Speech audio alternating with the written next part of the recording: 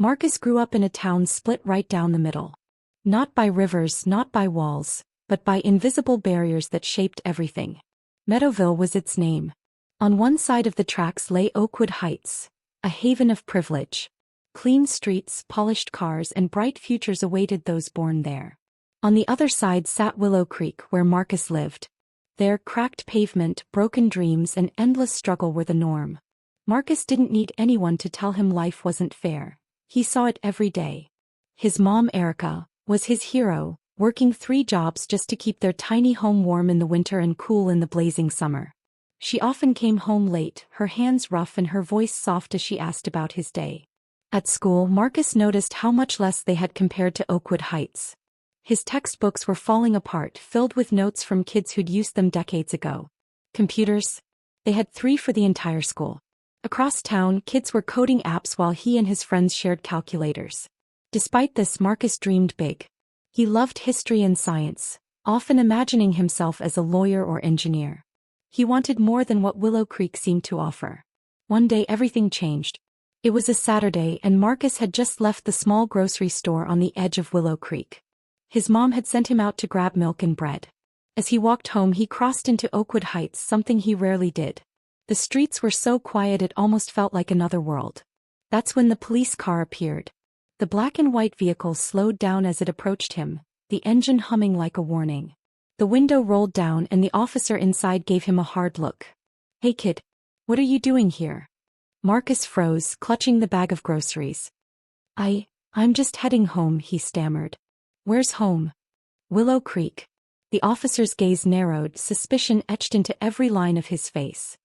"ID now." Marcus fumbled for his wallet, his hands shaking as he handed over his school ID.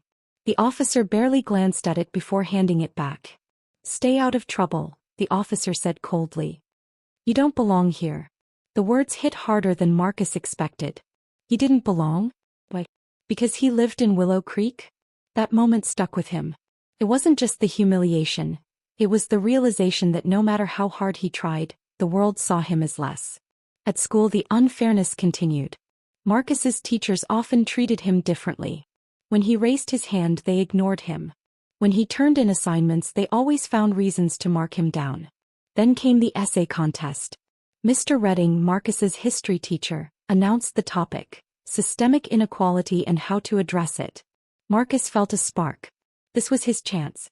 He poured everything into his essay: his experiences, his frustration, his hopes for a better future. When the essays were returned, Marcus's heart sank. A red Sikh stared back at him. After class, he approached Mr. Redding. "Why did I get a C?" Mr. Redding barely looked up. "Your essay was too emotional, Marcus. It lacked objectivity."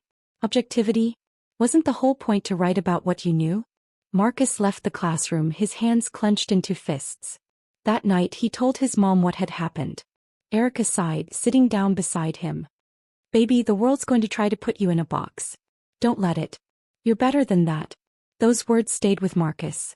He decided he wouldn't let the world define him. Through a friend, Marcus discovered a community center in Willow Creek where local activists gathered to talk about change. That's where he met Ms. Green, a fiery woman in her 60s with a voice that could command a room. She listened as Marcus shared his frustrations. When he finished, she smiled. "You've got fire, kid. But fire needs fuel. What are you going to do about it?" For the first time, Marcus realized he could do something.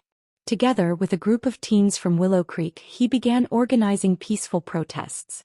They marched through Meadowville's streets with signs that read, "Education is a right and equal opportunities for all." Their voices echoed, demanding to be heard. At first, the protests felt small. Just a handful of kids holding signs and shouting slogans. But as they marched, people began to notice. Some joined them. Others watched from their windows, unsure whether to cheer or call the police. One afternoon, during a march through Oakwood Heights, they faced their first real confrontation. A group of counter-protesters appeared, blocking their path. Mostly older men, they held signs with phrases like, "Stop stirring the pot" and "All lives matter." One man stepped forward, his face red with anger. "Why don't you kids go back where you came from?" he shouted. Marcus stepped forward. His heart raced, but his voice was steady. "We're not here to cause trouble. We're here to fix the trouble that's already here." The man laughed bitterly. You think marching's going to change anything? It already has, Marcus replied. News of the protest spread. Local newspapers picked up the story, framing it as a fight for justice in a town long divided.